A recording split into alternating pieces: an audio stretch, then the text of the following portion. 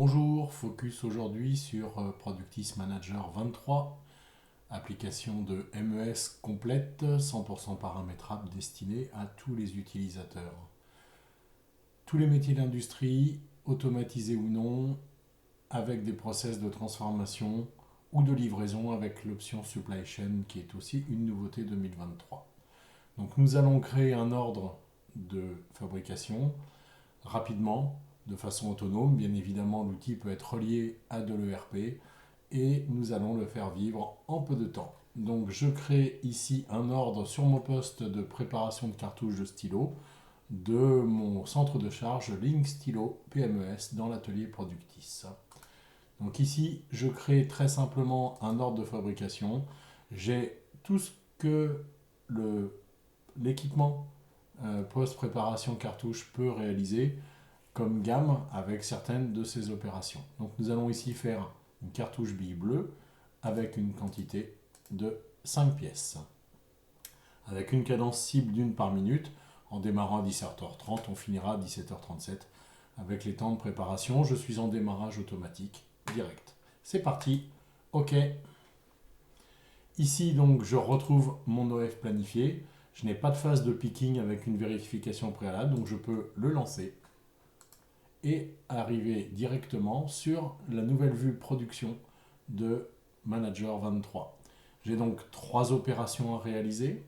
Je sais que j'aurai un contrôle à faire dans cette opération et 2 pièces à renseigner en termes de consommation. C'est parti. Je dispose ici d'un ensemble de boutons pour donner un état, avec la capacité de mettre des arrêts, on va le faire tout à l'heure, et de pouvoir compter des pièces conformes ou non conformes. Donc ici, je commence à produire mes 5 pièces avec un suivi manuel. Je suis dans un process opérateur dépendant et donc je dépends de l'opérateur pour aller me renseigner mes différentes opérations. Donc j'assemble, je clique, j'assemble, je clique et ainsi de suite.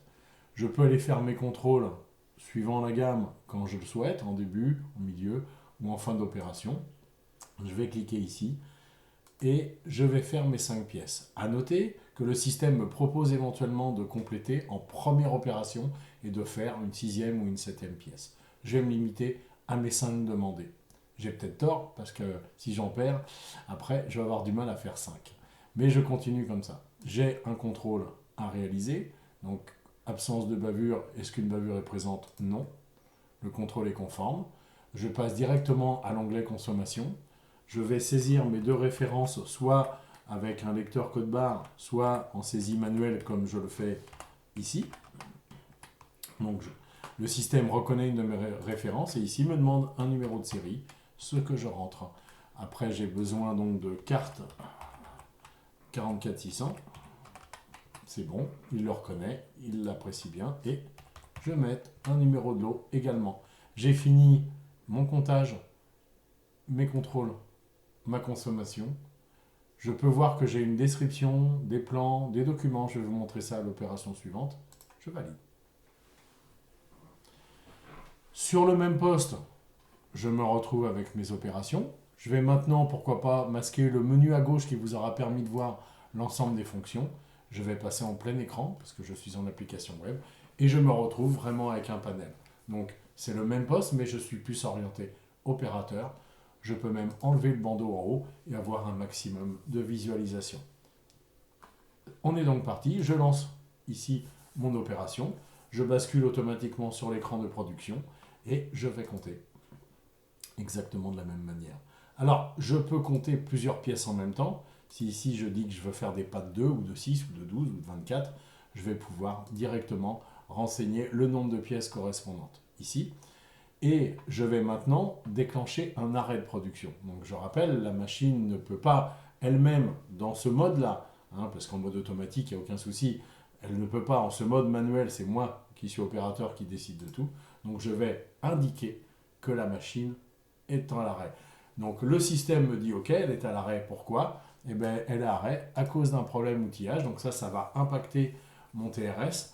Vous avez vu l'arrêt bleu qui était non justifié, qui va se transformer en arrêt rouge de type panne, qui va impacter le TRS de mes opérations.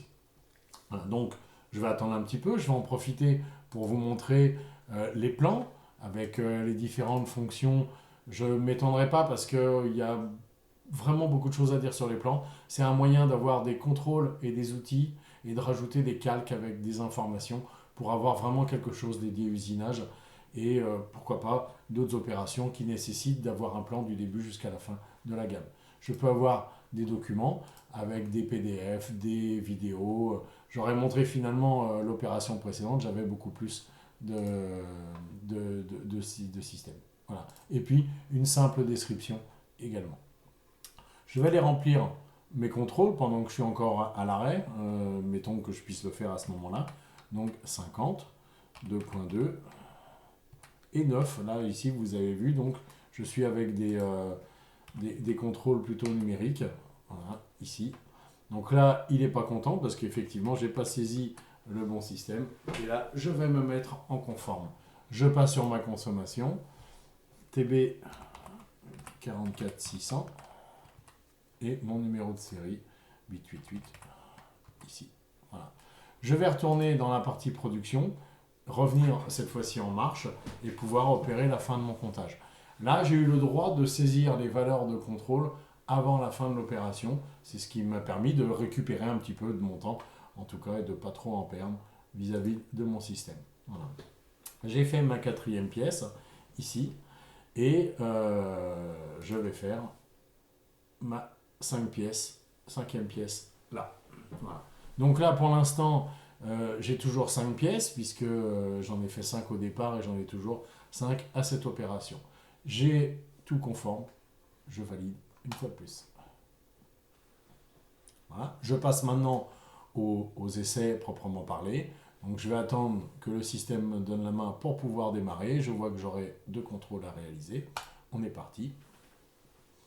Donc là, je fais des essais. J'ai une première pièce ici, une deuxième. Malheureusement, j'ai une non-conformité.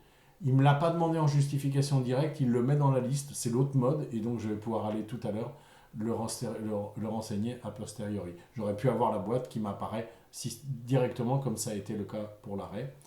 Je vais ensuite continuer là, le troisième, le quatrième. Et vous allez voir que le système me grise, puisque en fait j'ai fait 5 pièces au départ, j'aurais peut-être dû en faire une 6e pour en avoir 5 conformes. Je vais sans doute être obligé, dans le cas présent, de refaire un OF pour une pièce directement. Voilà, donc ici, j'ai été assez vite, parce que je ne travaille pas beaucoup, je ne fais que cliquer, donc c'est un peu facile d'aller plus vite que la cadence. Et donc je vais renseigner mes 2 contrôles. Donc ici, 40. Et ici, alors on va mettre 0.6, ça devrait être conforme par rapport à l'écart qui est demandé. C'est conforme, c'est bon. Je vais renseigner ma non-conformité, ici avec, vous voyez, le même type de boîte à boutons. Je vais mettre que c'est un défaut de fixation. Et voilà, je peux valider, clôturer l'opération et l'ordre en cours. C'était l'exemple de l'utilisation en production manuelle. Il y a le pendant en utilisation comptage automatique. Et là, en fait, tous les arrêts sont justifiés par le système automatisé dès lors que c'est possible. La boîte à boutons sortira uniquement pour les causes d'arrêt qui ne seront pas connues par le système lui-même. Le comptage conforme et non conforme pourra être également fait avec des compteurs entrants et sortants et par une notion de différentiel. Et bien évidemment, l'utilisation ne sera pas la même, mais l'outil sera le même. Voilà, c'était les nouveautés et l'utilisation de Productis Manager en quelques minutes. Merci à vous, au revoir.